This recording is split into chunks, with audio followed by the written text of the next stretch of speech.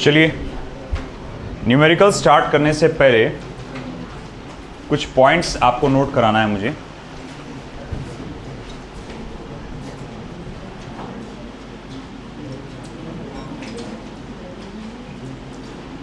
Average speed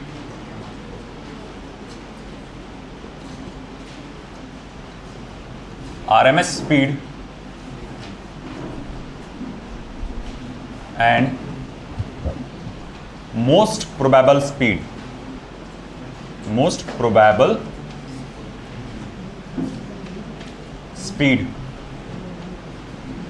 of gas molecules as a function of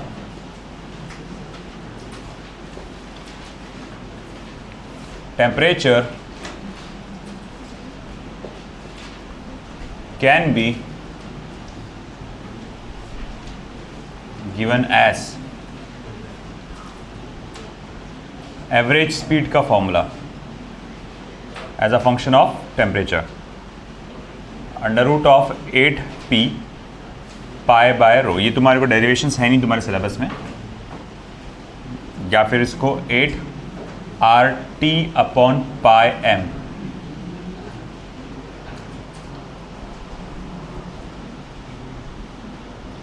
फिर उसके बाद या फिर आप 8KT upon pi small m।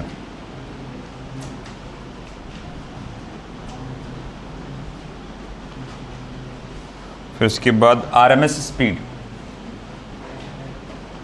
इसका डेरिवेशन तो हम लोग ने किया है ऑलरेडी। RMS स्पीड का VRMS is equal to under root of 3p by rho या under root of 3RT upon m, molecular weight जिसको हम लोग कहेंगे। ओके और उसको k के फॉर्म में भी था ना आपके RMS स्पीड, वो था under root of 3KT upon small m करके था, mass of each molecule. Most probable speed under root of 2p by rho is equal to under root of 2RT upon m 0 under root of 2KT upon small m, या मास of each molecule होगा। अब इसी वजह से जब मैं इनका ratio लेता हूं, देयरफॉर एवरेज स्पीड का ratio with respect to RMS speed with respect to most probable speed, देखो कॉमन चीज़ें हो जाएंगी कैंसिल। जैसे p बाय रो यहाँ पर भी है, under root p by rho यहाँ पर भी है, under root p by rho यहाँ पर भी है। बचेगा क्या फिर? Under root of 8 upon pi is two under root of 3 is two under root of 2। ये चीज़ें बच जाएगी इसके अंदर, है ना। और एग्ज़ाम में कई बार इससे भी ये रेशियो पूछ सकता है, पूछा जाता है। आपके नोट्स में मॉड्यूल्स में नज़र आएगा आपको ऐसे क्वेश्चंस जिसमें सिर्फ ये रेशियो पूछा गया है ना। तो अब ऐसा है कि आप एटलीस्ट ये पहला वाला याद रखो सभी का, RMS स्पीड के तो सब याद रखना है आपको, है ना। बाकी सब का मैं बोलूँगा एटलीस्ट पहले वाला याद रखो 8p पाई बाय रो। बाकी अगर पहला याद है तो बाकी आप इजीली बना सकते हैं। और फिर उसके बाद ये रेशियो याद रखिए आप इस सब चीज़ों में, और नाम के साथ average speed RMS most probable. इसमें आगे पीछे हुआ तो ऑफकोर्स ये वैल्यूज़ आगे पीछे हो जाएंगी।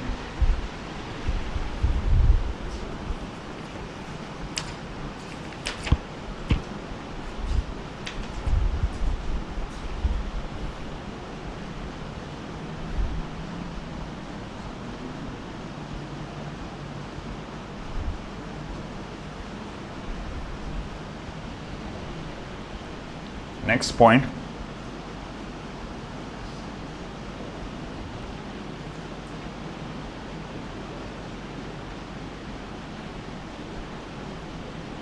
all the speeds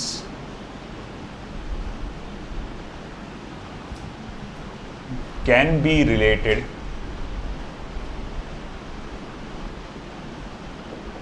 with respect to magnitude as Vrms is greater than V average is greater than V most probable.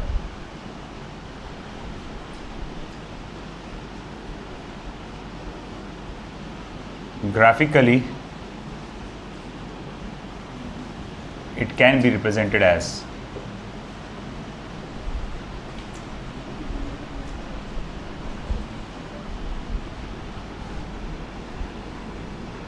तो भैया देखो, अगर मैं यहाँ पर y एक्सिस पे लेता हूँ number of molecules at particular speed और आपके एक्स एक्सिस पे सिर्फ स्पीड ले लेता हूँ, तो मैं यहाँ पर एक ग्राफ प्लॉट करने जा रहा हूँ। तो दरवाज़ा खोल दे बेटा और स्विच बंद कर दे इसका।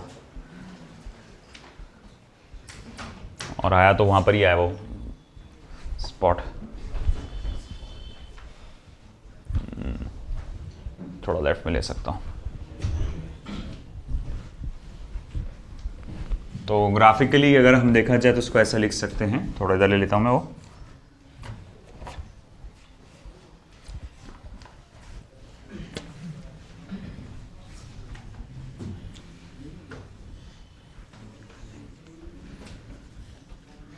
Number of molecules at particular speed, number of molecule at particular speed, और ये speed of gases, gas molecule. X axis पे रहेगा आपका स्पीड ऑफ गैस मॉलिक्यूल।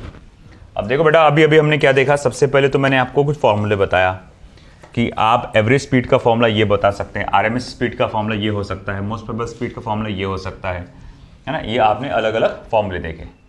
अब इसमें ऐसा है कि अगर आप मान लो कोई भी, मान लो एसटीपी की वैल्यू डाल देते, स्टैंडर्ड प्रेशर की वैल्यू डाल देते हैं और ये सारे वैल्यूज कैलकुलेट करते बैठेंगे, तो आपको पता चलेगा कि आरएमएस स्पीड की वैल्यू सबसे ज़्यादा है, एवरेज स्पीड की वैल्यू उससे कम है और मोस्ट प्रोबेबल स्पीड की वैल्यू सबसे ज़्यादा कम है।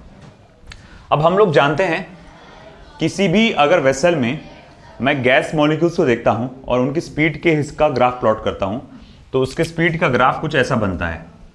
आपने देखा था उसकी स्पीड का ग्राफ कुछ ऐसा बनता है, जिसमें से ये वाला जो सबसे ऊपर वाला सेक्शन है, तो जो ये क्या इंडिकेट करता है कि सबसे ज़्यादा नंबर ऑफ मॉलिक्यूल्स इस स्पीड के है कि नहीं। अब सबसे ज़्यादा नंबर ऑफ मॉलिक्यूल्स, देखो सबसे ज़्यादा नंबर ऑफ मॉलिक्यूल्स, क्योंकि ये जितना ऊपर ऊपर जाएगा ये क्या रिप्रेजेंट करता है, number of molecules, number of molecules. तो बोले सबसे ज़्यादा मॉलिक्यूल्स इस स्पीड में है, तो ये क्या हो जाएगा, मोस्ट प्रोबेबल स्पीड हो जाएगा। भेजो, अब मोस्ट प्रोबेबल स्पीड हो जाएगा। अब ये मोस्ट प्रोबेबल स्पीड हो जाएगा, अंदर सोहन आ रहा, और एवरेज स्पीड उससे कम रहेगा, तो ये पॉइंट रहेगा एवरेज स्पीड का और ये रहेगा आपका आरएमएस स्पीड का। ये वैल्यू बढ़ेगी ना वेलोसिटी के, आगे आगे जाएंगे तो दरवाजा बंद कर दे। जैसे जैसे आप आगे जाएंगे तो आप वेलोसिटी की वैल्यू बढ़ते चले जाएगी, तो ये most probable speed, average speed and RMS speed. ठीक है, तो ये ग्राफिकली आप इसको ऐसे लिख सकते हैं, लिख लो।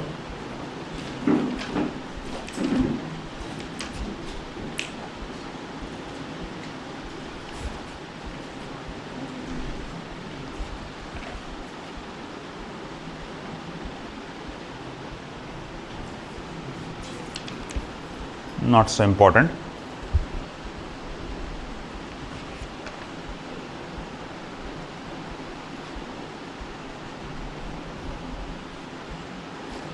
चलो दे देते हैं ये।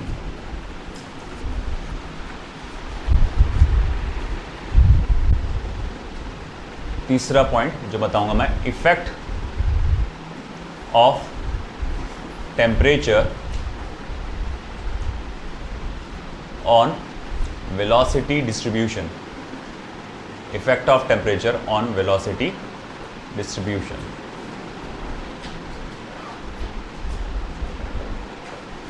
अब अगर मैं कहूं कि अगेन वंस अगेन ये वेलोसिटीज है और ये number of molecules per unit volume है, dN/dV। ये यहाँ पर भी दे सकते हैं आप, number of molecules per unit volume. और मैंने देखा एट टेम्परेचर T1 ये जो ग्राफ बना है कुछ ऐसा बना है। एट टेम्परेचर T1 ये जो ग्राफ है कुछ ऐसा बना है। याद रखें, ये ग्राफ कब बना, जब टेम्परेचर क्या है, T1 है। अब मैं क्या कर रहा हूँ कि टेम्परेचर को बढ़ा रहा हूँ। अब टेम्परेचर को बढ़ा रहा हूँ तो भैया ये ग्राफ थोड़ा सा शिफ्ट हो जाएगा इस तरफ, ऐसा नीचे। अब उसमें क्या क्या ऑब्जर्वेशन मिला आपको टेम्परेचर बढ़ाने के बाद, ये हो जाएगा टेम्परेचर T2 पे, T2 is greater than T1। ठीक है, सबसे पहले बात देखेंगे हम, मोस्ट प्रोबेबल स्पीड की जो वैल्यू है वो बढ़ गई। पहले मोस्ट प्रोबेबल स्पीड की वैल्यू देखो क्या थी, ये थी मोस्ट प्रोबेबल स्पीड की वैल्यू। बाद में क्या आ गई देखो, तुमको नहीं लगता मोस्ट प्रोबेबल स्पीड की वैल्यू बढ़ गई। अब एरिया अंडर द कर्व कम हो गया। अब एरिया अंडर द कर्व कम होने का मतलब क्या हुआ, नंबर ऑफ मॉलिक्यूल्स है ना जो उस स्पीड पे थे वो कम हो गए, है कि नहीं। अब जैसे फॉर एग्जांपल रिसेंट सिनारियो के हिसाब से देखा जाए तो अभी उल्टा चल रहा। बोले कैसे, पहले 3 बच्चे सिर्फ नीट में 720 में से 720 आते थे, है ना, अब 67 आ गए। वो ग्राफ उल्टा चल गया कि number of candidates scoring 720 out of 720, पहले 2-3 ऐसे आते थे, अब धड़ से क्या हो गया, 67 बढ़ गया number of candidates scoring certain marks. वैसे number of molecules having certain velocity, मान लो पहले 100 मॉलिक्यूल्स की वेलोसिटी इतनी थी, टेम्परेचर बढ़ा दिए तो अब क्या हुआ, सिर्फ 50 या 60 मॉलिक्यूल्स की वेलोसिटी जो है मोस्ट प्रोबेबल स्पीड के बराबर है। तो ये सारी चीज़ें हम लोग ने देखें। तो मैं यहाँ कंक्लूजन में देखा, लिखूंगा यहाँ पर, with increase in temperature, with increase in temperature the value of most probable speed increases. With increase in temperature the value of most probable speed increases। और दूसरी क्या चीज़ बात है यहाँ पर आएगा फिर, with increase in temperature area under the curve decreases, area under the curve decreases, that is number of molecules per unit volume acquiring specific value of speed decreases. तो ये हम लोग ने इसमें पॉइंट्स देखे। ये जेई ओरिएंटेड बोल सकता हूँ थोड़ा बहुत पॉइंट, ये मैं नीट में चांसेस कम हैं इसके, ये वाले पॉइंट के, आखिरी वाले पॉइंट के, बट फिर भी जेई ओरिएंटेड कह सकते हैं इसे आप। और ध्यान में रख लो थ्योरेटिकली क्वेश्चन बन सकता है इस पर, हालांकि डायरेक्ट नहीं है, वो थोड़ा सा एडिशनल पॉइंट के फॉर्म में दिया हुआ है मोस्ट प्रोबेबल स्पीड को। ठीक है, अब हम बढ़ेंगे आगे जो कि है हमारे न्यूमेरिकल्स की तरफ। न्यूमेरिकल्स पे आगे बढ़ने के लिए अब हमको ज़रूरत है फॉर्मूलों की। आरएमएस वेलोसिटी का जो फॉर्मूला था वो ये हो गया, पहला पॉइंट लिखना।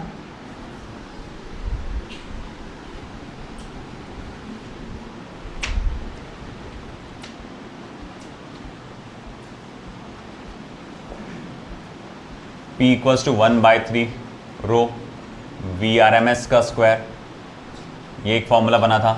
दूसरा फॉर्मूला VRMS, इसी को घुमा के आपने ऐसे लिखा फिर 3p/ρ। ठीक है, फिर बाद में VRMS इज इक्वल्स टू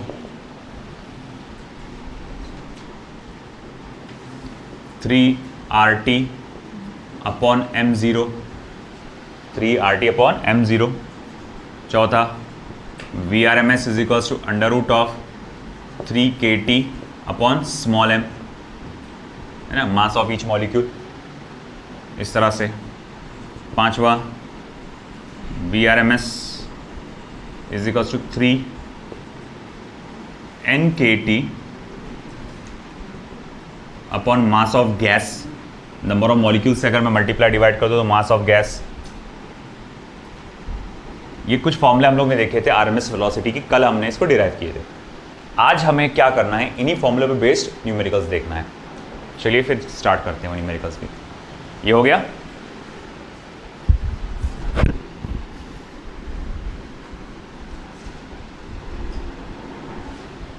चलो इसको सिक्योर कर देता हूं मैं।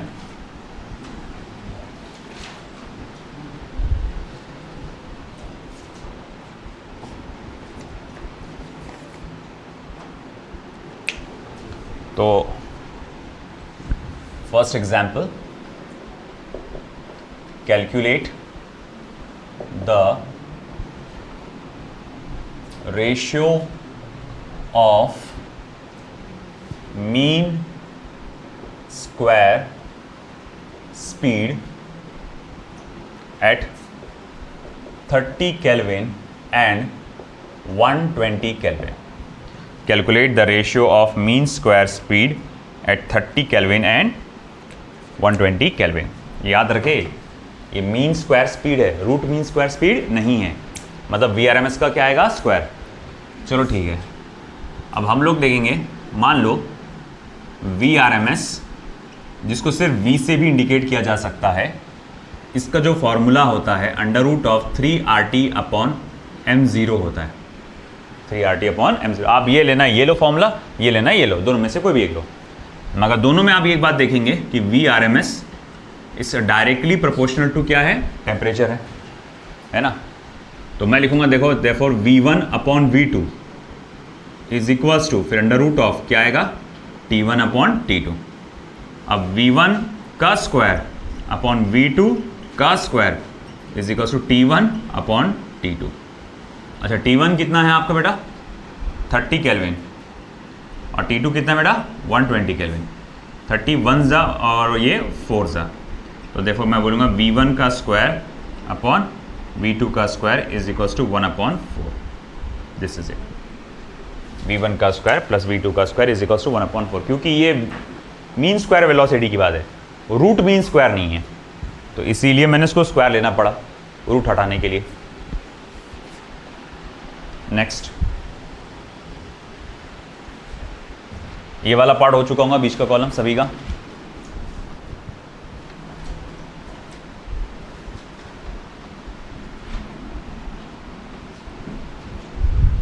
कर दे चालू।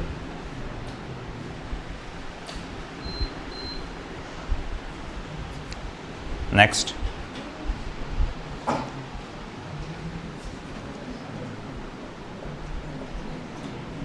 find the temperature, find the temperature at which the RMS speed, the RMS speed of a gas would be 4 times its value at STP, 4 times of its value at STP। तो आपको पता लगाना है वो टेम्परेचर जहां पर RMS speed जो है 4 time of its value at STP के बराबर होगा। ठीक है, मतलब स्टैंडर्ड टेम्परेचर प्रेशर पे जो गैस की RMS स्पीड होगी, है ना, उसका 4 गुना कितने टेम्परेचर पे होगा। तो चलो अब ऐसा है,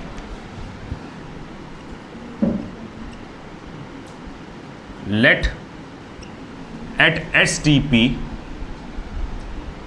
RMS speed of gas B V1। तो मान के चलो at standard temperature pressure RMS speed of a gas क्या है, V1 है। तो मैं ये जानता हूं कि VRMS इस डायरेक्टली प्रोपोर्शनल टू √T। इतना भी याद रहे तो कम से कम काफ़ी है ना। वो कैसे, ये फॉर्मूला लो या ये फॉर्मूला, दोनों में से कोई भी फॉर्मूला लो आप, वहां पर आप क्या देखेंगे, बाकी सारी चीज़ें कॉन्स्टेंट है। अरे भाई, किसी गैस का मॉलिक्यूलर वेट बदलता क्या बार बार, नहीं ना, वो कांस्टेंट चीज़ है ना, mass of molecule, mass of each molecule वो भी कांस्टेंट रहता। तो आरएमएस स्पीड डायरेक्टली प्रोपोर्शनल होता स्क्वायर रूट ऑफ टेम्परेचर के। अब देखो RMS speed in the second condition is 4 times of RMS speed in the first condition. तो बोले ठीक है भाई, माना V2 is 4 times of V1, तो मैं यहाँ लिख सकता हूँ अंडर रूट ऑफ टी, क्योंकि ये देखो अंडर रूट ऑफ टी को डायरेक्टली प्रोपोर्शन है, तो under root of T2 is equals to ये हो जाएगा under 4 times under root of T1, है कि नहीं। बाकी चीज़ें तो कांस्टेंट है, सेम में कैंसिल हो जाएंगे। अब ले लो उसका square, T2 is equals to 4 times of, sorry not 4, 16 times of T1। Root हटाने के लिए मुझे स्क्वायर लेना पड़ेगा, तो जब मैं स्क्वायर लूंगा तो ये हो जाएगा 16 मल्टीप्लाई बाय T1। अब अगर मैं कहूँगा अच्छा ठीक है चलो T1 आ गया, T1 क्या है, तो बोले टेम्परेचर है। कब का टेम्परेचर है? एट STP, पहली कंडीशन का। पहली कंडीशन कैसी थी? STP थी, स्टैंडर्ड टेम्परेचर प्रेशर। तो बोले वो पहली कंडीशन का है वो। अच्छा स्टैंडर्ड टेम्परेचर कितना होता है? तो बोले स्टैंडर्ड टेम्परेचर 0 डिग्री सेल्सियस यानी कि 273 केल्विन होता है। Standard temperature 273 kelvin. तो भैया ये 273 केल्विन है, तो T2 is equal to 16 multiply by 273। अच्छा एक काम करो, मल्टीप्लाई करो 16 को 273 से, जरा बताओ क्या वैल्यू आएगी।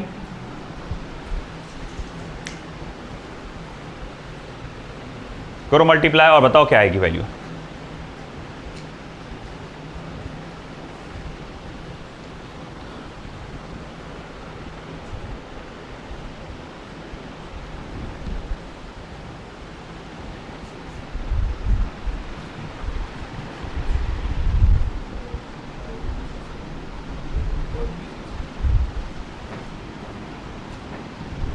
क्या आ रही है आपकी वैल्यू केल्विन्स में?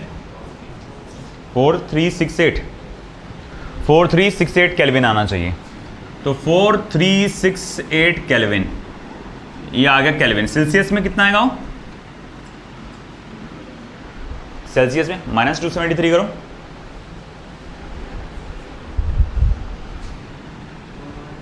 -4095,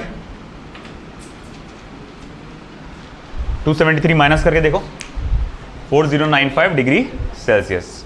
ठीक है, देखा आपने किस तरह से ये पर्टिकुलर फॉर्मूला, ये बोलो या फिर ये बोलो, इस पर कैसे क्वेश्चंस आ रहे हैं लगातार।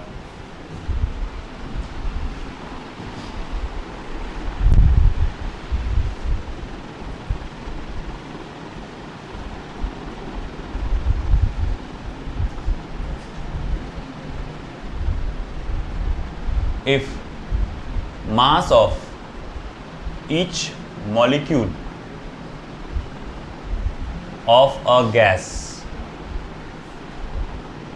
is halved, if mass of each molecules of a gas is halved and speed is doubled, और स्पीड को डबल कर दिया गया है, find the ratio of initial and final pressure।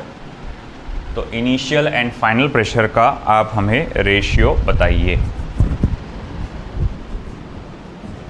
ठीक है,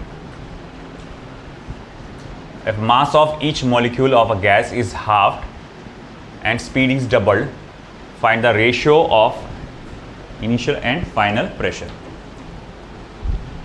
अब अगर मैं देखूं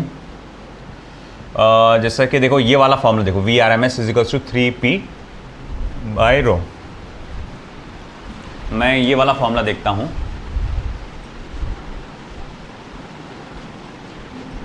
VRMS is equals to under root of 3P/ρ। Rho क्या है बेटा? डेंसिटी। डेंसिटी को क्या लिख सकते हैं अपन? मास अपॉन वॉल्यूम। तो मैं इसको ऐसा लिख सकता हूँ, that is equals to under root of 3P mass of gas upon volume of gas. अच्छा ठीक है, अब ऐसा है कि ये V चला जाएगा ऊपर, अब ये V ऊपर चला जाएगा तो भैया ये फॉर्मूला फिर कैसा हो जाएगा? Under root of 3PV upon mass of gas. क्या मास ऑफ गैस को ऐसा लिखा जा सकता है क्या? Number of molecules multiply by mass of each molecule. Mass of gas को आप ऐसा लिख सकते हैं ना, 3PV upon number of molecules multiply by mass of each molecule. अब अगर आप देखेंगे जो आरएमएस स्पीड है, अब इसमें क्या क्या चीज़, ये जो फॉर्मूला आया इसका यहाँ पे in terms of PV and in terms of mass of molecule, तो हम लोग देखेंगे 3 कांस्टेंट है, नंबर ऑफ मॉलिक्यूल्स कांस्टेंट है, ये तीनों चीज़ें वेरिएबल है, प्रेशर, वॉल्यूम और मास ऑफ ईच मॉलिक्यूल। ये हालांकि ये भी वो नहीं है, वेरिएबल नहीं है, मगर यहाँ किया गया उसको, इसने बोला गया है मास of each molecule of a gas is halved, मतलब किसको बदला गया है, मास ऑफ ईच मॉलिक्यूल को, and speed is doubled, speed को भी डबल किया गया है। Find the ratio of initial and final pressure, मतलब मास को बदला गया है और स्पीड को बदला गया है। अगर सिर्फ इन दोनों को बदला गया है और इसका सवाल पूछा गया है, प्रेशर का सवाल पूछा गया है कि प्रेशर का क्या हुआ ये बताइए आप, तो इसका मतलब इन तीनों को छोड़ के बाकी जो भी आ रहा है वो क्या है, कांस्टेंट है। मतलब इस बार वॉल्यूम भी कैसा है, कांस्टेंट है कि नहीं। तो मैं बोलूँगा अगर ऐसी बात है तो चलो ठीक है, इनका रेशियो ले लो, तो मैं बोलूँगा ठीक है V R M S in the first case upon V R M S in the second case is equals to under root of P1 upon P2 multiply by M2 upon M1।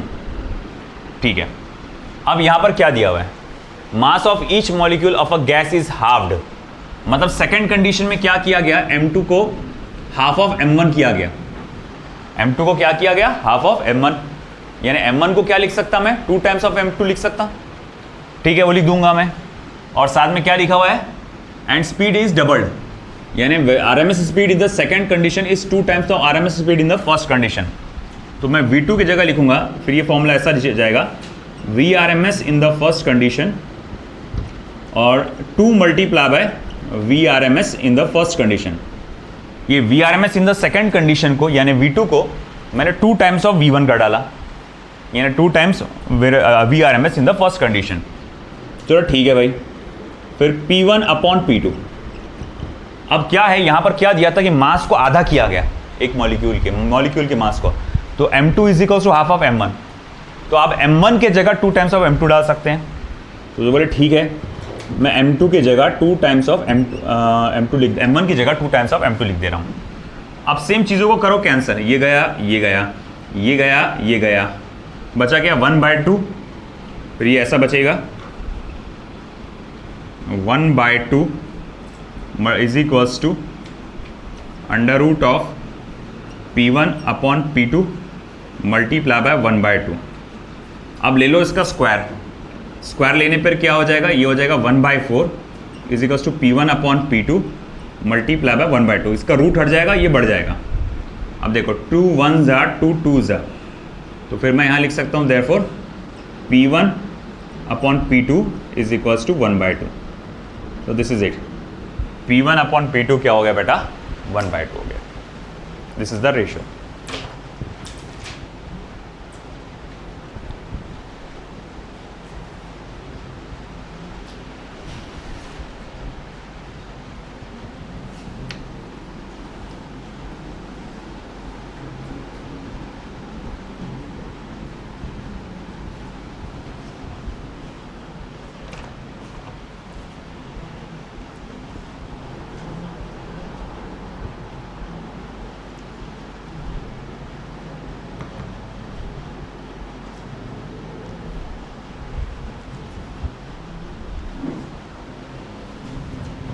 Next question, at what temperature, ये वाला बहुत important है, will oxygen molecule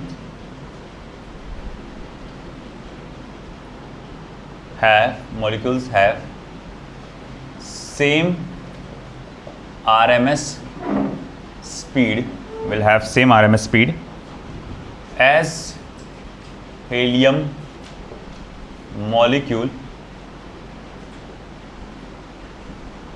at STP, standard temperature pressure. Molecular mass of oxygen and helium is 32 and 2 respectively, 32 and 4 sorry respectively. ठीक है, अब इसने क्या बोला कि RMS speed of oxygen gas and RMS speed of helium gas is same, है ना, मगर helium gas at standard temperature and pressure में है। तो उसने कहा है कि अगर मॉलिक्यूलर मास, अपने को मॉलिक्यूलर मास दिया हुआ है कि नहीं, तो मॉलिक्यूलर मास आपका जो ऑक्सीजन का 32 है, हीलियम का 4 है, तो भाई पता लगाओ कि आपके टेम्परेचर क्या होगा, किस चीज़ का, आपके ऑक्सीजन का। ठीक है, चलिए अब यहाँ पर एक काम करता हूँ मैं, आगे बढ़ने से पहले सफिक्स डिनोट कर देता हूँ।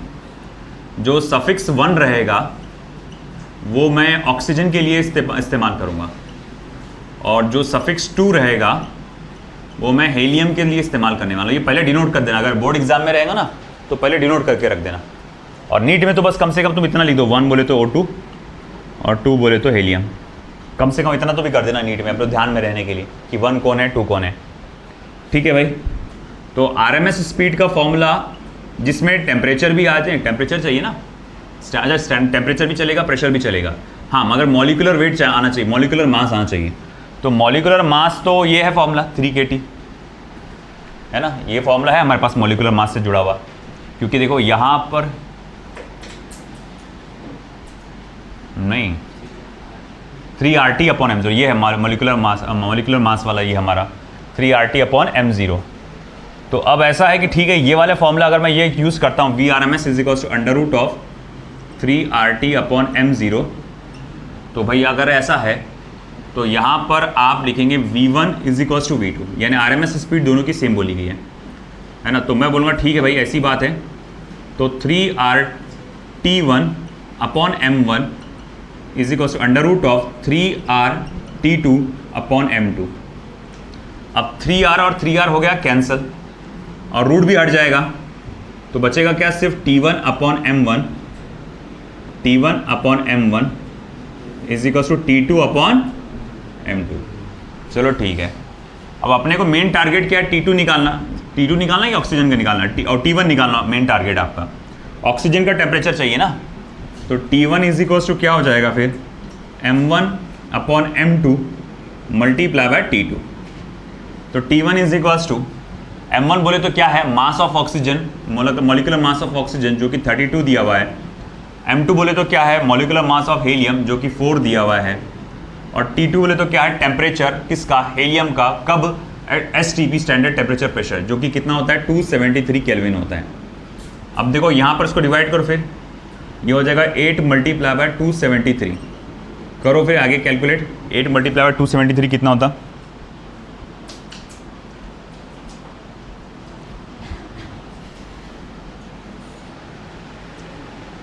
कितना हो रहा देखो, 2184, तो ये आ जाएगा 2184 केल्विन। इस तरह से आपका ये आंसर आएगा।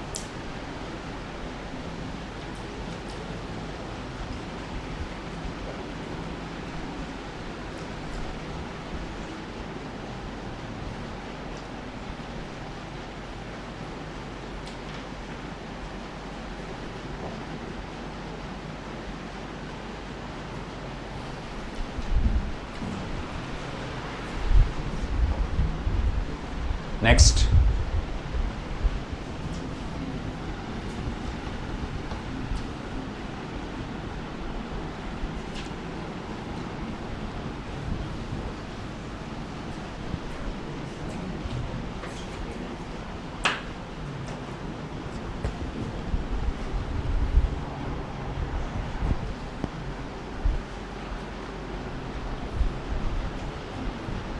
ये वाला आप सॉल्व करके बताएंगे मुझे।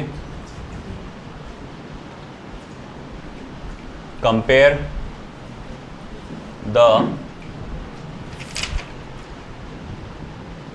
RMS speed of hydrogen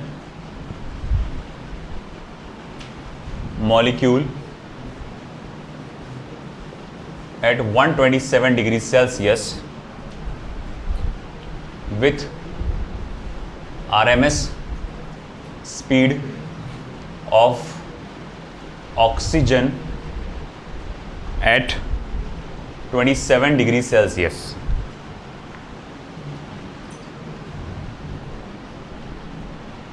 given that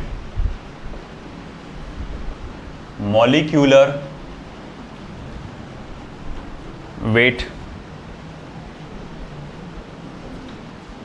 of hydrogen and oxygen in grams is 2 and 32 respectively। चलिए करिए सॉल्व।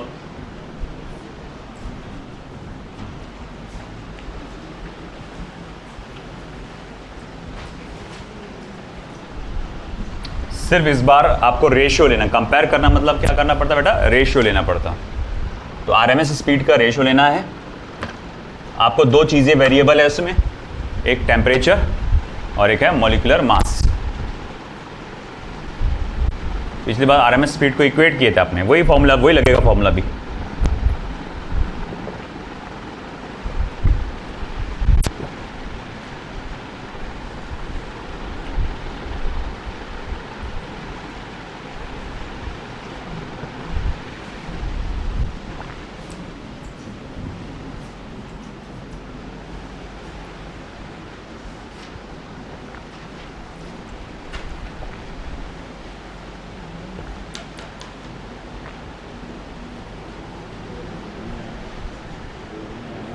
ये वाला,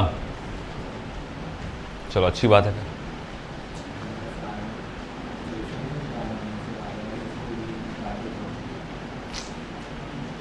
रेशो पूछा था। अच्छा,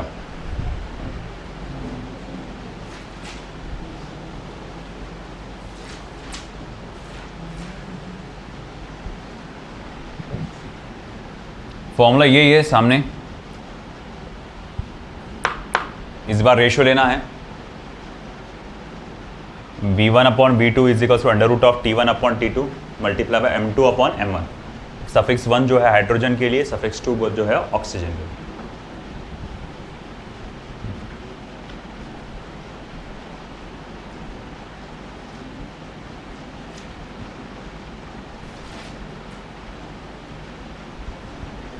करो फास्ट, आया तो बताओ किसी का।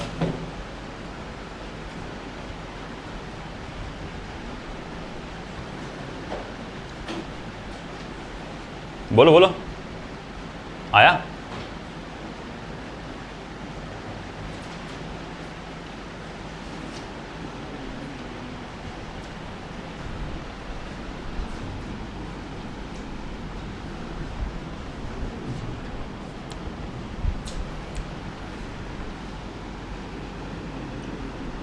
इतने आसान आसान क्वेश्चन मुझे तुमको सॉल्व करके बताना पड़ रहा, तो बहुत ही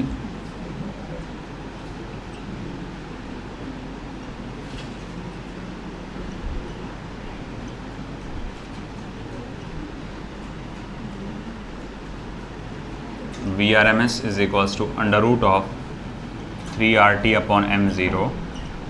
So therefore V1 upon V2 is equals to under root of T1 upon T2 multiply by M2 upon M1 multiply by M2 upon M1। करो अब सॉल्व।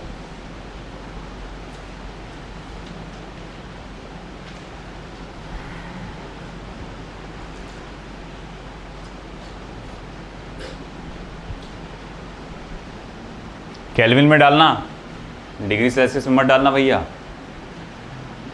है ना। यहाँ पर टेम्परेचर हमेशा और एब्सोल्यूट स्केल में रहता है।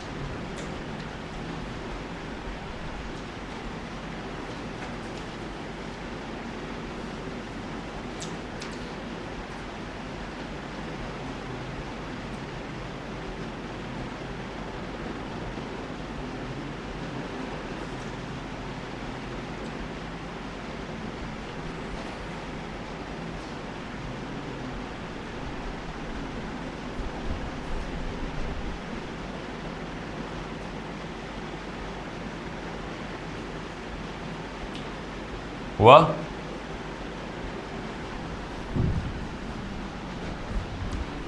इतना टाइम एक पांचट से चीज़ को। T1 क्या आएगा? 127 डिग्री सेल्सियस को केल्विन में कन्वर्ट करें कितना होगा? कितना? जोर से बोलो कितना? 300? 400। 27 डिग्री सेल्सियस को करोगे तो 300 होगा। M2 कितना है? 32। M1 कितना है? 2। फिर 2 1 जा 2 2 जा और ये हो जाएगा 64/3 8/√3 8/√3। सिंपल यार, ये तो बहुत ही पांचट क्वेश्चन है, तुम इसमें भी अटक रहे। तुम्हारा आईक्यू लेवल इतना डाउन कैसे हो सकता? हाँ, करना ही क्या था, बस वैल्यू डालना था उसके अंदर। तुमको चिल्ला चिल्ला के बोला पहले ही है सब कुछ, तुमको फॉर्मूला ओरली बोल दिया। तुमको ये नहीं समझ में आ रहा कि ये पहला टेम्परेचर ये दूसरा टेम्परेचर है, ये पहला मास से दूसरा मास, तुमको ये भी समझ में नहीं आ रहा क्या? इतनी गई हुई कैसे क्या तुम लोग? अगर ये अटक रहे इसमें भी तुम लोग तो भैया तुमने गलत फील्ड चुन लिए। हाँ बोलिए। हाइड्रोजन, हाँ, इन ग्राम्स इज, क्योंकि जब आप वेट बोलते तो वेट का असल तो यूनिट क्या होता है? न्यूटन होता, डायंस होता। मगर आपको याद होगा वेट को आपने जब लॉज ऑफ मोशन चैप्टर में पढ़े होंगे, है ना, उसको किलोग्राम वेट करके बोलते, ग्रेविटेशनल यूनिट मास के फॉर्म में कैलकुलेट करते, वैसा।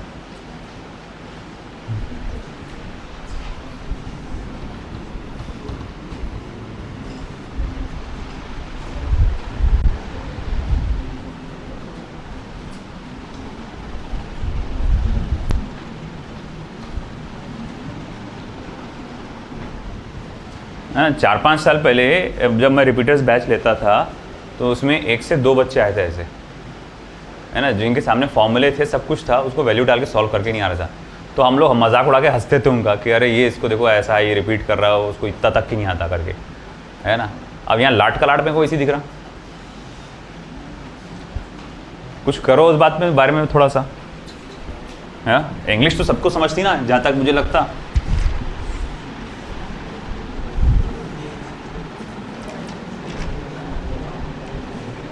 So next,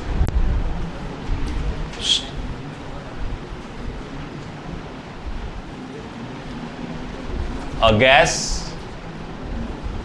in a cylinder is at pressure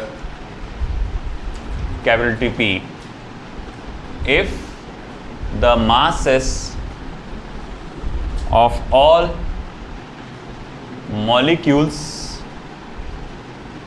are made 1/3. If the mass of all the molecules are made 1/3 of their original value and their speeds are doubled and their speeds are doubled. नालायको बात मत करो, कम से कम इतनी तो शर्म करो। Then find the resultant pressure. Then find the resultant pressure. अब देख रहे भैया क्या दिया यहाँ पे कि यहाँ इसने एक पर्टिकुलर गैस सिलेंडर की बात किया है जिसमें प्रेशर P है। तो ठीक है, इनिशियल प्रेशर जो है उसने P के फॉर्म में दिया है। If the masses of all the molecules are made 1/3 of their original value, सारे के सारे मॉलिक्यूल्स जो है उनका मास जो है 1/3 बना दिया गया पहले वाली वैल्यू से, है ना। And the speeds are double, और उनकी आरएमएस स्पीड बोले तो आरएमएस स्पीड की बात करता हूँ, स्पीड को डबल कर दिया गया है। तो भैया अब नया वाला प्रेशर जो होगा, रिजल्टेंट प्रेशर क्या होगा वो पता लगाओ। तुम्हारे पास आरएमएस स्पीड का फॉर्मूला है जिसमें प्रेशर आता और मास ऑफ ईच मॉलिक्यूल भी आता। देखो ये प्रेशर का फॉर्मूला, इसी को मैंने मास ऑफ ईच मॉलिक्यूल के फॉर्म में कन्वर्ट करके आपको बताया था। चलो लगाओ, करो उससे सॉल्व करके बताऊं मुझको अभी, झामले जैसा कोई बैठे नहीं रहेगा।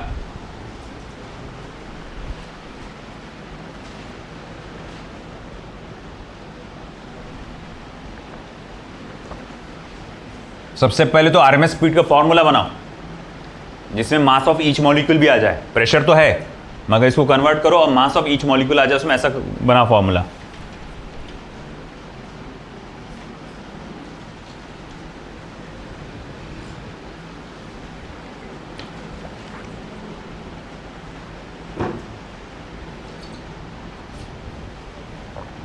यही जहां ये क्वेश्चन दिखा वहीं करा था मैंने वो सब कुछ, उसी जगह पे।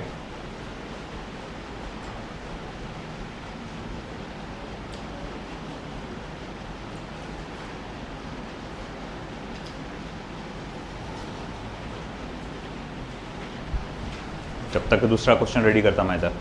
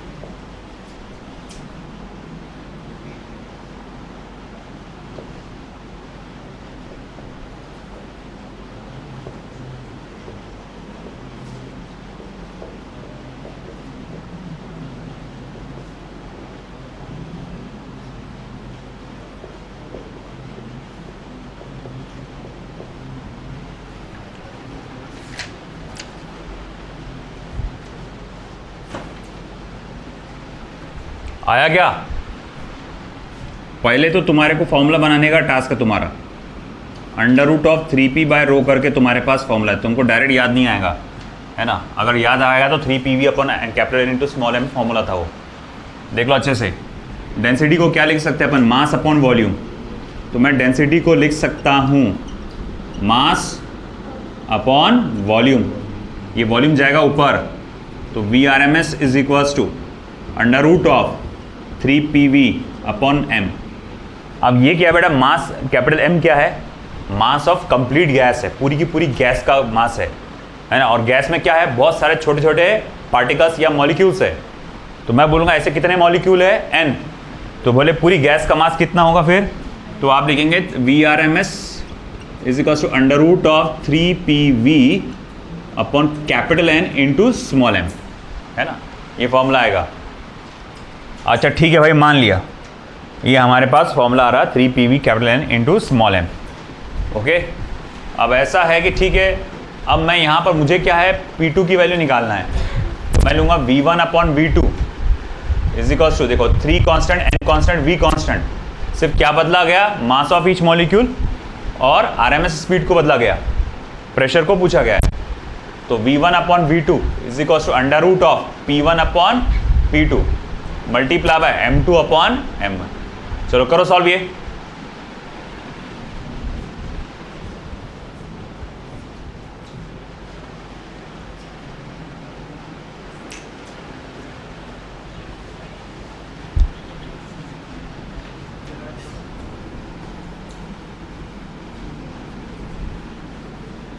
कितना आ रहा?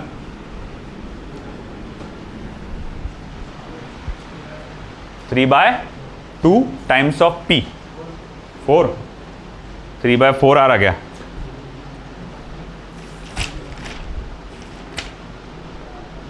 नहीं रे, 4/3 टाइम्स ऑफ P आना चाहिए, 4/3। अभी देखो भैया V1 क्या बोला हुआ है? V2 is 2 times of V1, तो मैं V2 के जगह 2 टाइम्स ऑफ V1 डालूंगा।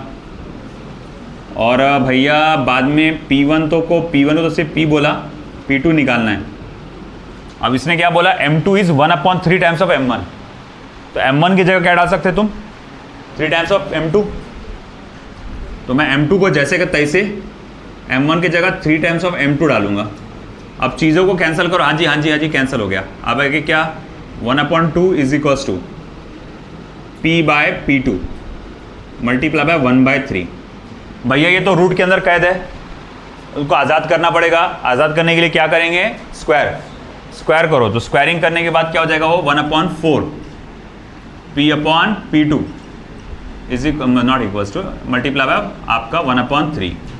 तो फिर ये हो जाएगा p2 is equals to p multiply by, इसको ऊपर ले जा 4/3, या जिसको आप ऐसा लिख सकते हैं p2 is equals to 4/3 times of p, 4/3 times of p। मैंने क्या बोला था, हम्म, 4/3।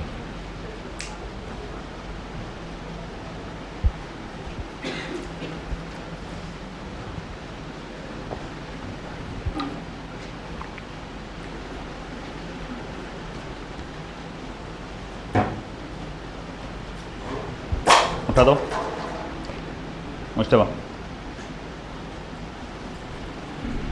चलो अगला क्वेश्चन देखो यहां पर सामने, ट्राई करो उसको। अमजद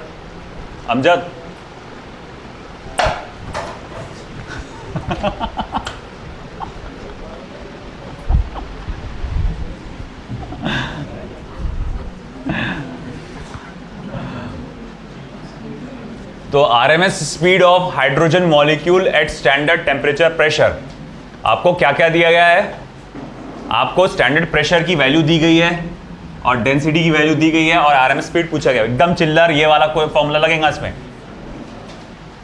तो भाई देखो V R M S is equals to √of 3p/ρ, है ना, 3 टाइम्स प्रेशर कितना है 10⁵ ये कितना है आपका डेंसिटी 0.09। क्या उसको मैं 9 × 10⁻⁻² बोल सकता हूं, है कि नहीं?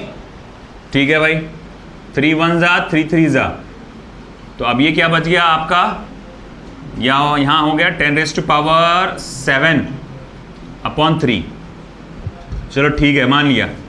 अब 10 को इसमें से अलग करो, 10 × 10⁻6 कर डालो उसको /3। ठीक है, 10⁻6 को बाहर निकालो तो 10⁻3 हो जाएगा, √of 10/3। अब देखो ये आएगा 3.333, है कि नहीं? तो मैं यहाँ देखूंगा भाई ये VRMS इज इक्वल्स टू फिर क्या रहेगा, है ना, क्या है भाई बाहर 10⁻3 मल्टीप्लाई बाय √of 3.33। अब यहाँ पर आपका थोड़ा सा क्या है, आपकी समझदारी पर डिपेंड करता है।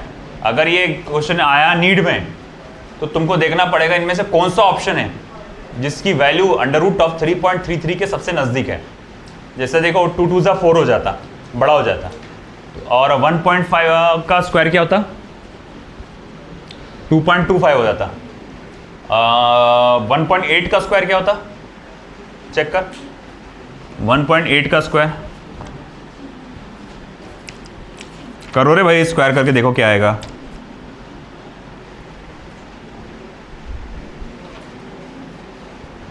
वन 1.8 का स्क्वायर क्या होता 3.24, ये सबसे नियरेस्ट आ रहा।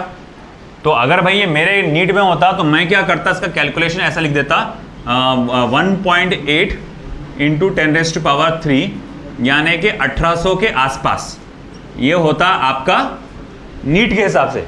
और ऑफकोर्स 1800 तो एग्जैक्ट नहीं होता, तुम्हारे को उससे नियरेस्ट नंबर होता कुछ ना कुछ ऑप्शन में दिया हुआ।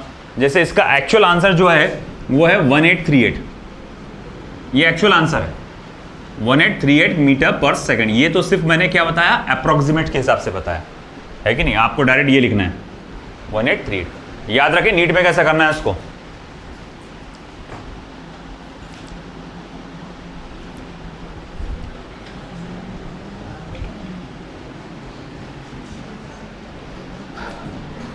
आई होप सो ये आपको पुराना वाला हो चुका होगा। चलो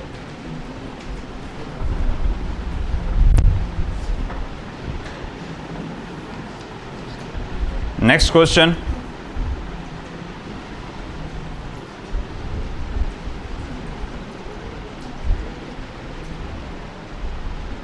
at 300 Kelvin, what is the RMS speed of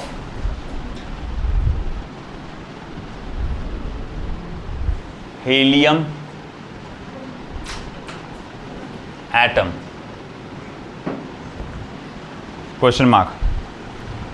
तो ब्रैकेट में लिखा हुआ है mass of helium atom is 4U, 4 unit, atomic mass unit बोलते हैं इसको. 1U equals to 1.66 into 10⁻⁻27 kilogram.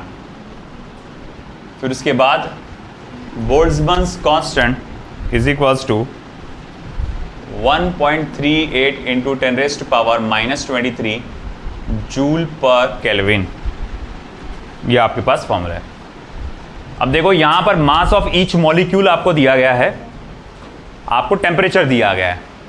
Mass of each molecule है और टेम्परेचर है, ये दो चीजें आपको दी गई. पिछले वाले में प्रेशर दिया था, है ना. इसमें भी क्या दिया था, इसमें भी आपको मास ऑफ ईच, नहीं इसमें डेंसिटी दे दिया था डायरेक्ट, मगर इसमें टेम्परेचर दिया, मास ऑफ ईच मॉलिक्यूल दिया. ऐसा कौन सा फॉर्मूला है जिसमें temperature and mass of each molecule आ जाता है?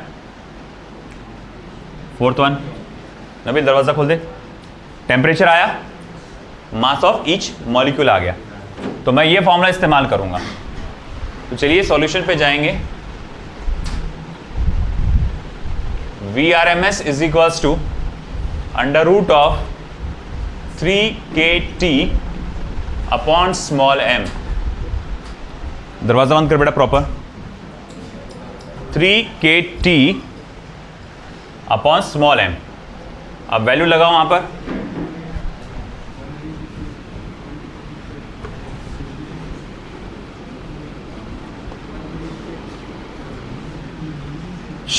बातें नहीं. VRMS is equals to under root of 3 multiply by 1.38 into 10⁻⁻23. अच्छा भाई टेम्परेचर कितना दिया क्या? टेम्परेचर कोई वैल्यू दिया क्या? 300 kelvin upon mass of each molecule, है ना. हीलियम का कितना होता है? 4U. 4U मतलब 4 मल्टीप्लाई बाय 1.66 इंटू 10⁻⁻27. चलो करो सॉल्व. कम से कम मुझे ऊपर का मल्टीप्लाई करो, नीचे का मल्टीप्लाई करो, एक कॉमन आंसर लाके दो मुझको. ऊपर का मल्टीप्लाई करने पे क्या होगा, नीचे का मल्टीप्लाई करने पे क्या होगा, वो बताओ एटलीस्ट.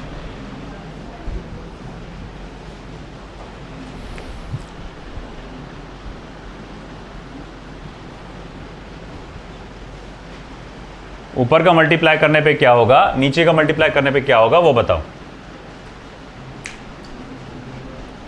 9 multiply by 1.38 into 10⁻⁻21.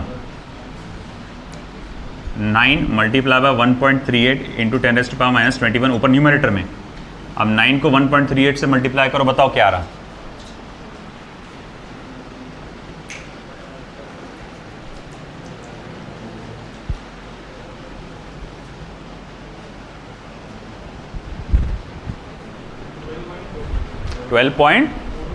.42 आ रहा है ना, 12.42. चलो ठीक है. तो इसका ऊपर वाले पार्ट का जो आंसर आ रहा है 12.42 इंटू 10⁻⁻21. अब नीचे वाले को करो मल्टीप्लाई. 4 multiply by 1.66.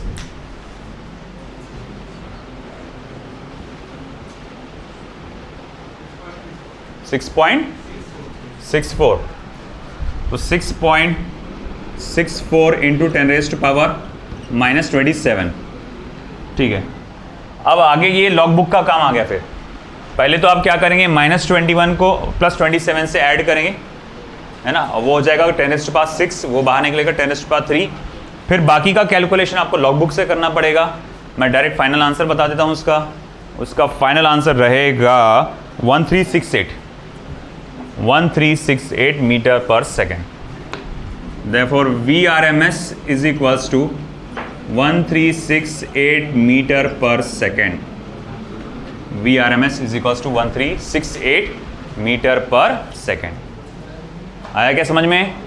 ओ भाई कैलकुलेशन देख लो, आगे पूरा कैलकुलेशन करने के बाद ऐसा कुछ आएगा, है ना। अब अगर मेरे को ये नीट में आता तो मैं इसको कैसे करता, देखो ये 12 पॉइंट समथिंग है, ये 6 पॉइंट समथिंग है कि नहीं, तो ये कितना आएगा 12/6 क्या होता 2, तो आंसर आएगा 2 पॉइंट समथिंग इंटू 10 का पावर 3, है ना, 2 पॉइंट समथिंग इंटू 10 का पावर 3, और 2 पॉइंट समथिंग का स्क्वायर रूट क्या रहेगा 1 पॉइंट समथिंग इंटू 10⁻3, यानी 1 रहेगा और पहला डिजिट तो 1 रहेगा, उसके आगे कुछ 3 डिजिट रहेंगे, उसको 10⁻3 रहेगा। अब देखो 1 है ना, 10⁻3 से मल्टीप्लाई करने को 368 हो गया।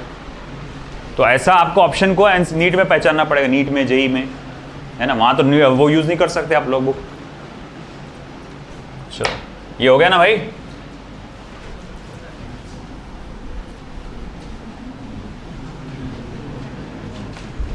बातें नहीं,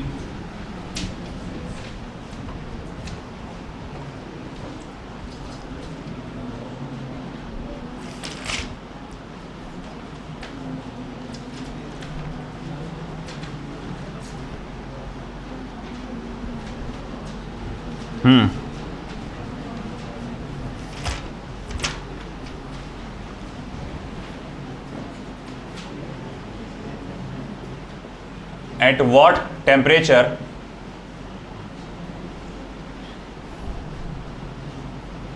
the mean speed of the molecule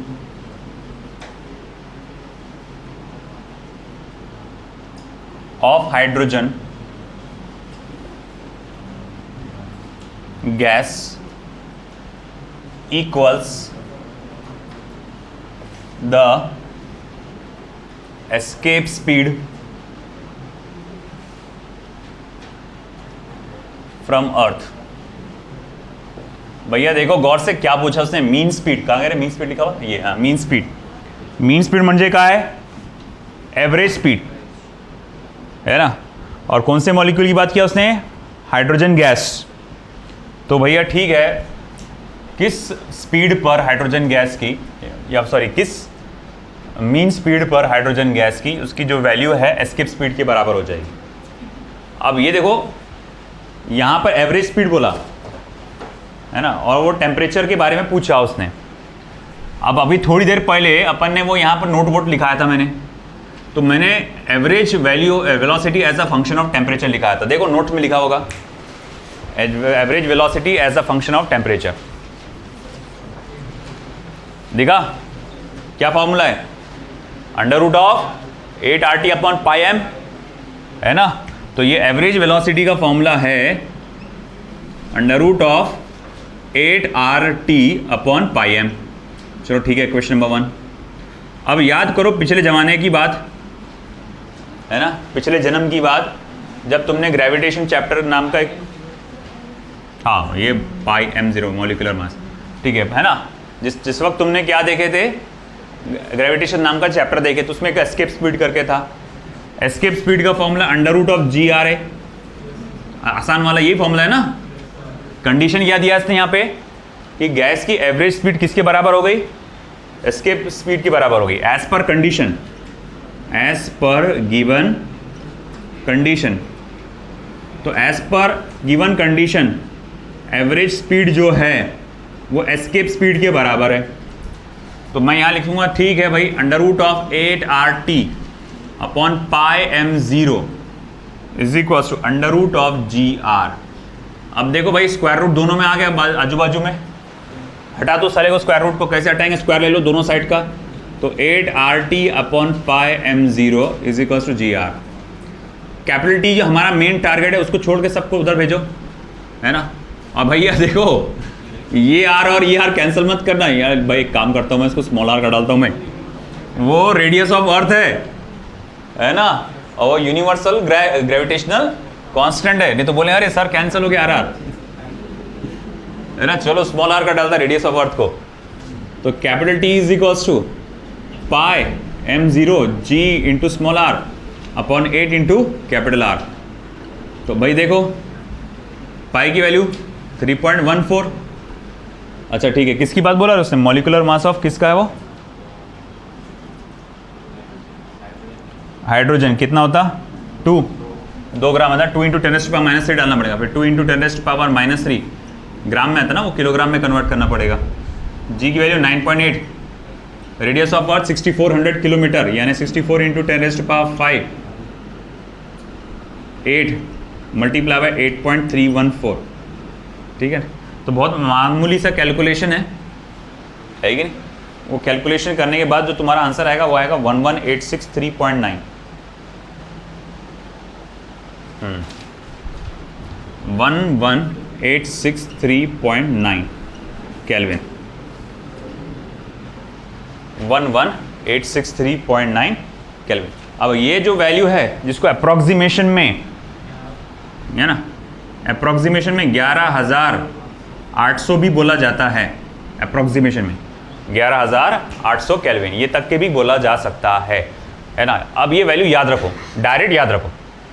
ये अगर याद होगा 11800 वाला तुमने वैल्यू देखे थे ग्रेविटेशन चैप्टर में, जब मैं एस्केप स्पीड पढ़ा रहा था और उसमें RMS स्पीड का नाम आया था उसके अंदर। मैंने बोला कि भाई अगर मान लो कि आपका टेम्परेचर बढ़ जाता है इतना अर्थ का 11800 केल्विन तक के, तो यहाँ पर एटमॉस्फेयर नहीं रहेगा, है ना। देखो क्या है, हमारे आसपास जो है गैस जो मॉलिक्यूल्स इधर उधर लगातार भाग रहे है ना, मगर वो अर्थ को छोड़ के चले गए कि जा रहे क्या, उनके पास तो खुली जगह है ना, जाने के लिए तो खुली जगह है, मसला नहीं है। मगर यहाँ से जाने के लिए जो स्पीड चाहिए उतनी स्पीड नहीं उनके पास है कि नहीं। अपने पास भी खुली जगह है, अपन जा सकते, अगर अपने अंदर थॉर आ गया तो, है कि नहीं। आप कूदी मारो बोले चले गया ऊपर, बोले क्या, बोले दूसरे प्लेनेट पे, है कि नहीं। मगर अपन जब यूं करके ट्राई मारेंगे तो जो अपनी एस्केप स्पीड रहेगी, अपनी जो वेलोसिटी रहेगी, एस्केप स्पीड के सामने कुछ भी नहीं है कि नहीं। तो क्वेश्चन जेई में खास तौर से मैं कहूँगा ये आ सकता है कि कितनी स्पीड पर, कितनी RMS स्पीड पर अर्थ अपना एटमॉस्फेयर लूज कर देगा तकरीबन ये टेम्परेचर, हालांकि डिपेंडिंग, जैसे हाइड्रोजन गैस के लिए, ये पर्टिकुलरली हाइड्रोजन गैस के लिए। अब अगर मान लो कुछ और आता है, ऑक्सीजन, अगर मान लो कोई ऑक्सीजन से भरी हुई गैस है, कहीं कहीं नाइट्रोजन है, तो फिर उसके हिसाब से अलग अलग आएगा। चलो लिख लो।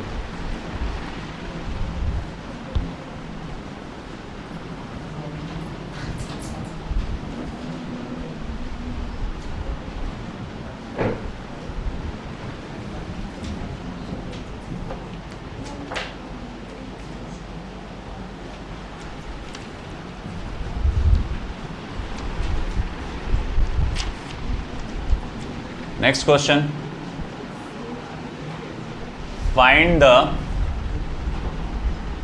kinetic energy of 5 liters of gas at standard temperature pressure.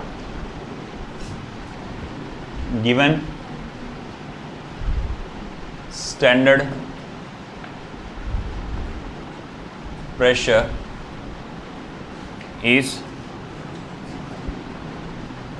1.013 into 10⁵ Newton पर मीटर स्क्वायर। ठीक है, अभी कल की बात है, तुमको मैंने काइनेटिक एनर्जी के सारे फॉर्मूले बताया अलग अलग कंडीशन में। तुमको एक बात मालूम होगा, kinetic energy per unit volume का फॉर्मूला याद आना चाहिए तुमको। Kinetic energy per unit volume का फॉर्मूला था 3/2 टाइम्स ऑफ P। चेक करो, नहीं तो कल का निकाल के रखो ऐसा साइड में। Kinetic energy per unit volume का सबसे पहले ही फॉर्मूला डिराइव किए थे अपन ने, देखो 3/2 टाइम्स ऑफ P था उसमें, है कि नहीं। अब यहाँ पर यूनिट वॉल्यूम नहीं, पर्टिकुलर वॉल्यूम का निकालना है हमको, तो वॉल्यूम को भेज दूंगा उधर। तो kinetic energy is equal to क्या हो जाएगा, 3/2 टाइम्स ऑफ PV। अब हमारे को जिस पर्टिकुलर वॉल्यूम का एट पर्टिकुलर प्रेशर आपको सारी वैल्यू दिया हुआ है इसने, 3/2 मल्टीप्लाई बाय 1.013 इंटू 10⁵ वॉल्यूम दिया हुआ है 5 लीटर, जिसको लिख सकते हैं मीटर क्यूब में 5 इंटू 10⁻³ मीटर क्यूब। अब ये सब कैलकुलेशन करो, देखो कितना रही है। कैलकुलेशन आप कर सकते हैं, तो बताओ मुझे कैलकुलेट करके कितना रही। मैं जब तक दूसरा क्वेश्चन सेट करता हूँ यहाँ पे।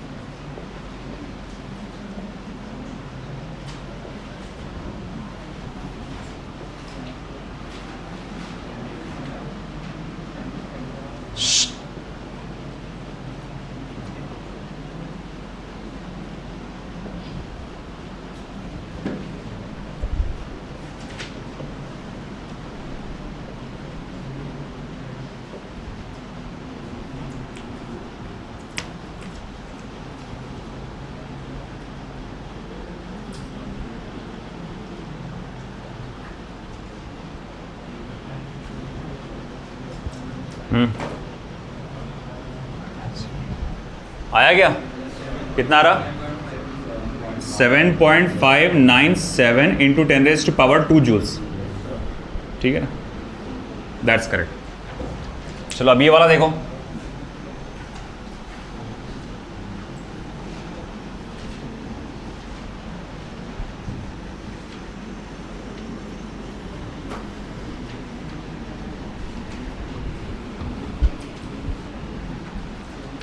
Average translational kinetic energy of air molecule is 0.040 electron volt. तो उसने तुमको क्या कर दिया कि translational kinetic energy, average kinetic energy जो दिया वो कितना दिया है आपको? 0.040 इलेक्ट्रॉन वोल्ट। जिनको जानकारी नहीं है मैं बता दूं, इलेक्ट्रॉन वोल्ट एनर्जी की एक यूनिट है कि नहीं? जैसे कि डायन एक यूनिट है, किलोग्राम मीटर स्क्वायर पर सेकंड स्क्वायर ये एक यूनिट है ना, जूल एक यूनिट है, वैसे ही इलेक्ट्रॉन वोल्ट भी है। इलेक्ट्रॉन वोल्ट को जूल में कन्वर्ट करने के लिए इलेक्ट्रॉन के चार्ज से मल्टीप्लाई करना पड़ता है, यानी कि 1.6 इंटू 10⁻⁻⁹। तो भैया देखो इसको जूल में कन्वर्ट करेंगे 0.040 1.6 इंटू 10⁻⁻⁹ जूल करके ये हो जाएगा, है ना। ये बात याद रखना आपने, एनर्जी की यूनिट है वो इलेक्ट्रॉन वोल्ट। ओके ठीक है, ये दिया हुआ है हमारे पास। साथ ही साथ उसने हमको बोल्ट्जमान कांस्टेंट की वैल्यू दिया है, वो कितनी दी होती है? जो कि 1.38 इंटू 10⁻23 जूल पर केल्विन। आपसे इसने टेम्परेचर पूछा गया है। देखो kinetic, average kinetic energy per molecule का जो फॉर्मूला होता है वो होता है 3/2 kT। 3/2 kT। तो T इज इक्वल टू क्या हो जाएगा? 2/3 multiply by average kinetic energy upon Boltzmann constant. Average kinetic energy upon Boltzmann constant. अब ऐसा है कि ठीक है भाई, फिर मैं यहाँ लिखूंगा therefore capital T equal to 2/3 multiply by ये कितना आ रहा भैया? 0.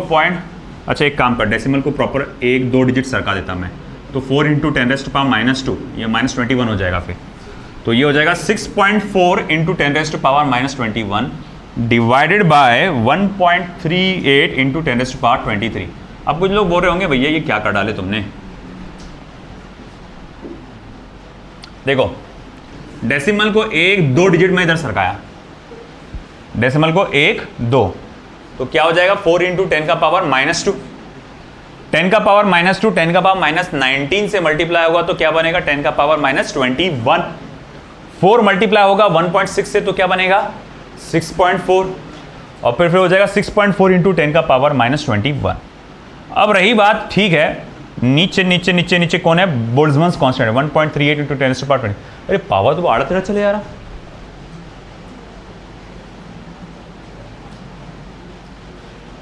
फॉर्मूला गलत दिखा क्या मैंने?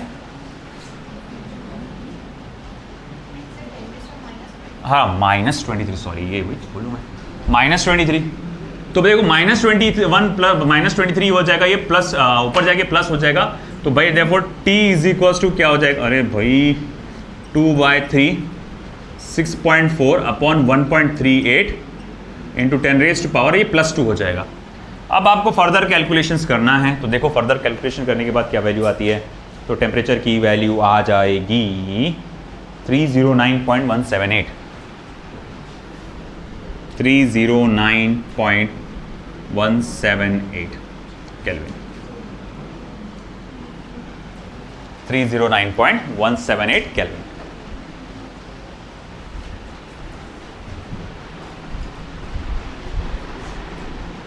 नेक्स्ट,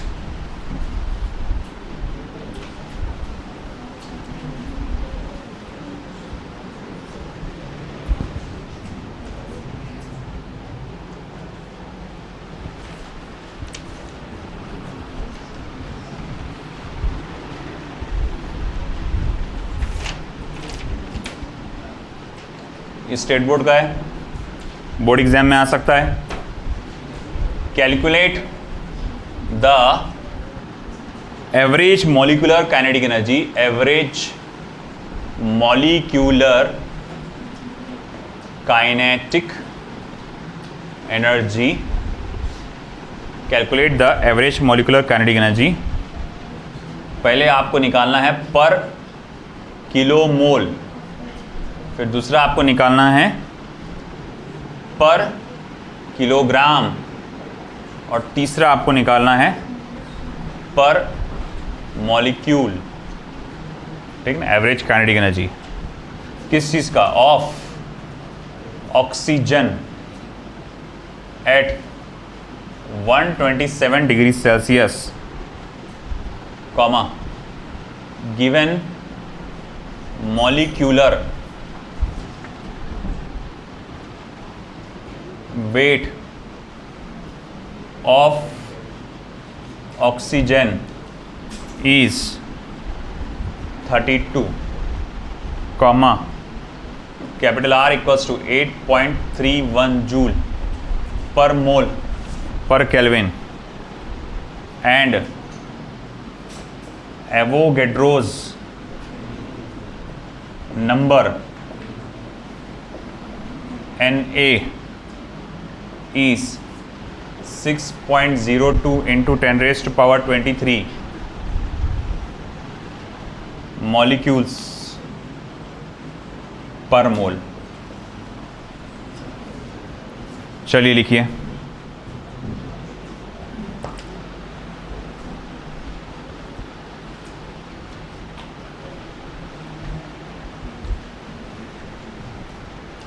तो पर किलोमोल पर किलोग्राम पर मॉलिक्यूल आपको निकालना है। क्या क्या दिया हुआ है, टेम्परेचर दिया हुआ है, इसका मॉलिक्यूलर मास दिया गया है, कैपिटल आर, एवोगैड्रोस नंबर, ये सारी चीज़ों की वैल्यू दी गई है। देखो सबसे पहला कितना आ रहा, गुड, वेरी गुड। दूसरा कुछ निकालो। देखो सबसे पहले तो आपका आएगा एवरेज काइनेटिक एनर्जी पर किलोमोल ऑफ ऑक्सीजन, पर किलोमोल ऑफ ऑक्सीजन, ये किस चीज़ के बराबर रहेगा, एवरेज काइनेटिक एनर्जी पर मोल ऑफ ऑक्सीजन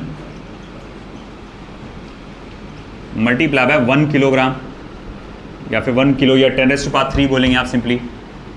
किलो के लिए सफिक्स क्या लगता है, क्या मल्टीप्लिकेशन लगता है, 10⁻³ लगता है ना। 1 मोल का हमारे पास वैल्यू है, हमको पूछा गया 1 किलो मोल का।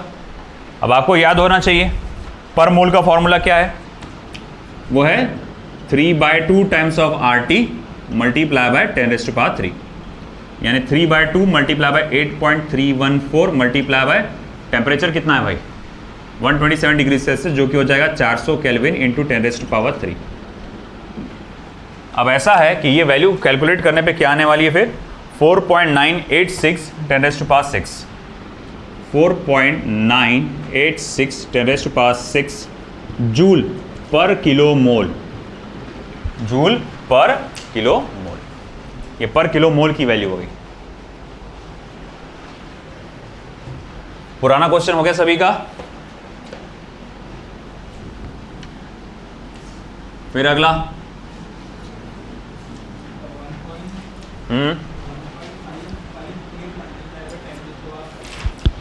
करेक्ट, एवरेज काइनेटिक एनर्जी पर किलोग्राम ऑफ ऑक्सीजन।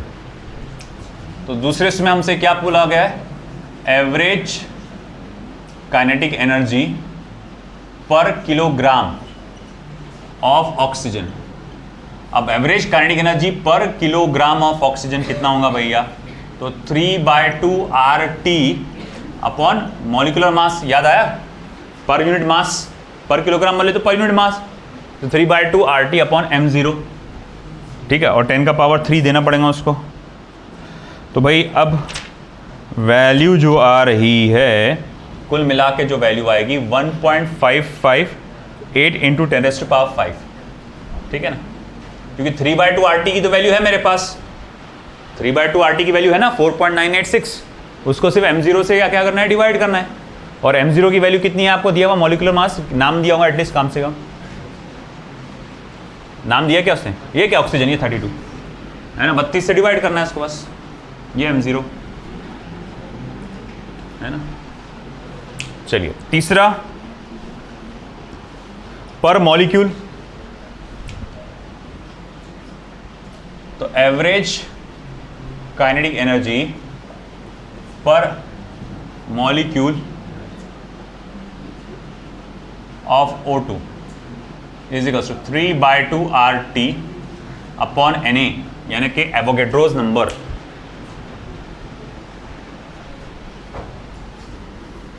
अब वंस अगेन 3/2 RT की वैल्यू तो मेरे पास है, जो कि कितनी है 4.986 into 10⁻6।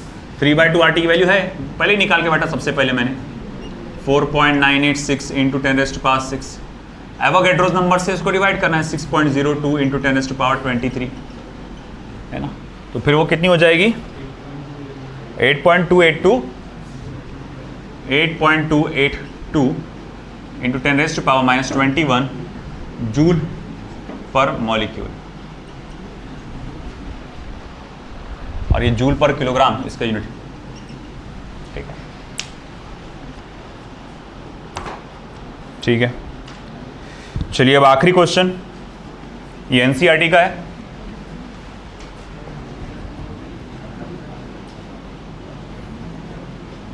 A flask contains argon and chlorine, ध्यान दो रे नाला को।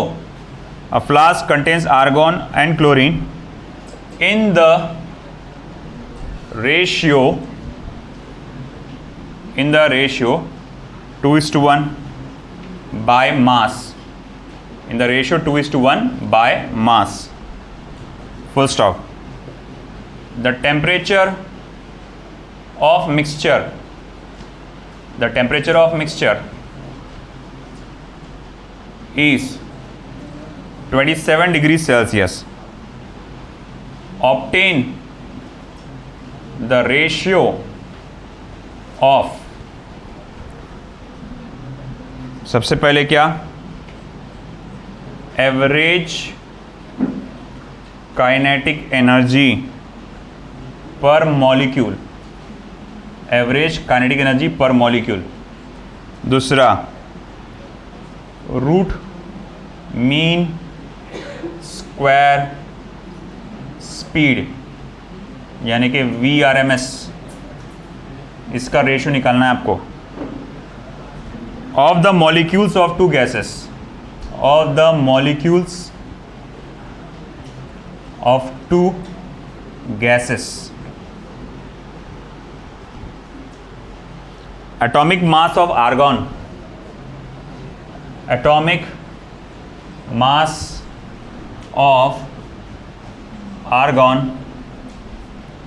is 39.9 U, atomic mass unit. Molecular mass of chlorine, molecular mass of chlorine is 79.9 U, atomic mass unit. सिर्फ एक ऊपर का टो पूछ सकता है वो आपको, ऊपर वाला नीट में। इधर का हुआ क्या, चलो लिख लो फिर।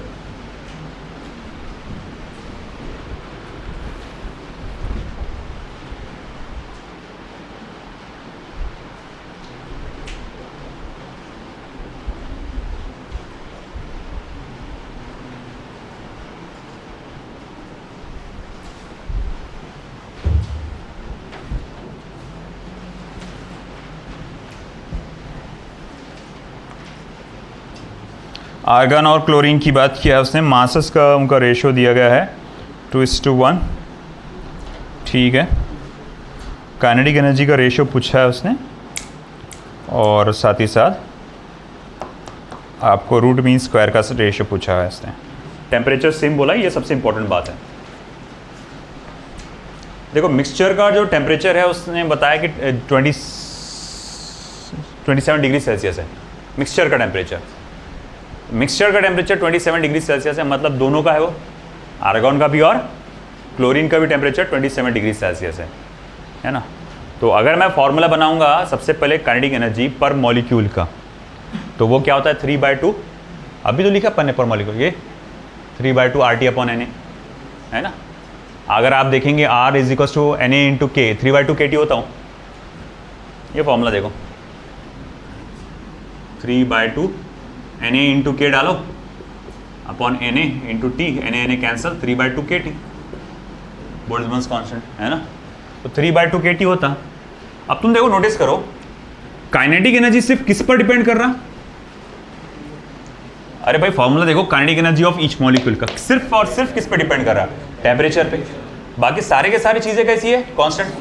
अब इसने तो क्या बोल दिया कि दोनों का टेम्परेचर कैसा है, सेम है। अगर दोनों का टेम्परेचर सेम है तो काइनेटिक एनर्जी भी सेम हो, और काइनेटिक एनर्जी सेम होगी इसका मतलब उसका ratio 1:1।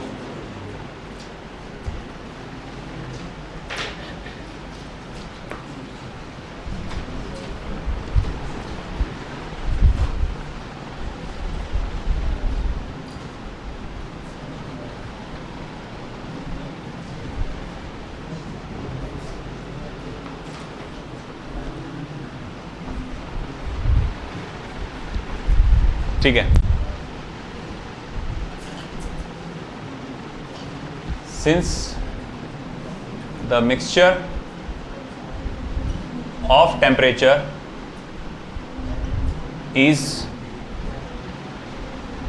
temperature of mixture, since the temperature of mixture is 27 degrees Celsius, both gases have same temperature। फिर देखो पहला, since kinetic energy is equals to 3/2 kT, देखो काइनेटिक एनर्जी ऑफ पहला कौन सा गैस है रे भाई, आर्गन, और काइनेटिक एनर्जी ऑफ क्लोरीन, तो भाई ऐसा है कि वो आएगा 3/2 kT अपॉन 3/2 kT।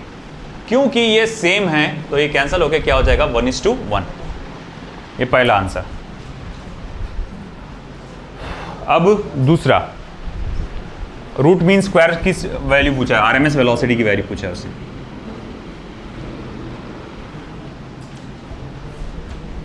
तो भैया देखो RMS velocity Vrms is equals to, मैं ये वाला फॉर्मूला चुनूंगा, मॉलिक्यूलर मास दिया कि वो उसने वो दिया वेट, अब ठीक है ये वाला फॉर्मूला चुनूंगा 3RT/m0। तो मैं यहाँ लिख सकता हूँ डायरेक्टली प्रोपोर्शनल टू आपका स्क्वायर रूट ऑफ टेम्परेचर है और inversely proportional to molecular mass. तो Vrms of the first condition upon Vrms of the second condition is equals to under root of T1 upon under root of T2 upon M2 upon M1 upon M2 अपॉन इंटू M2 upon M1। चलो ठीक है, T1 upon T2,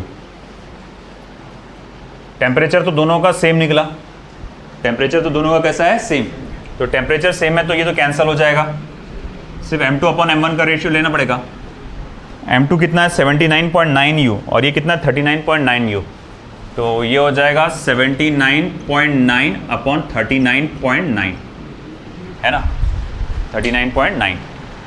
अब ऐसा है कि देखो अप्रॉक्सीमेट देखा जाए तो ये 80 के करीब है, ये 40 के करीब है, तो रेशियो अप्रॉक्सीमेटली 2 आएगा और 1.4 समथिंग कुछ आना चाहिए इसका, 1.414 के आसपास। तो एक्चुअल इसका देखा जाए तो ये 1.33 आता है, असल देखा जाए तो 1.33, और मैंने बताया था अप्रॉक्सीमेट सॉल्व करेंगे तो क्या आएगा 1.4 के आसपास आएगा। ठीक है, ये दिस इज इट। तो आपने देखा ये काइनेटिक एनर्जी काइनेटिक थ्योरी वाला जो पार्ट था उससे रिलेटेड सारे प्रॉब्लम्स हम लोग ने ले लिए। अब हम लोग आपके सेकंड लास्ट पड़ाव की तरफ बढ़ेंगे कल टेस्ट के बाद, law of equipartition of energy and specific heat. फिर मेरे नाम से चिल्लाना मत बाद में पोर्शन कंप्लीट नहीं हुआ जल्दी तो, नहीं चिल्लाएंगे सर, बिल्कुल नालायकों।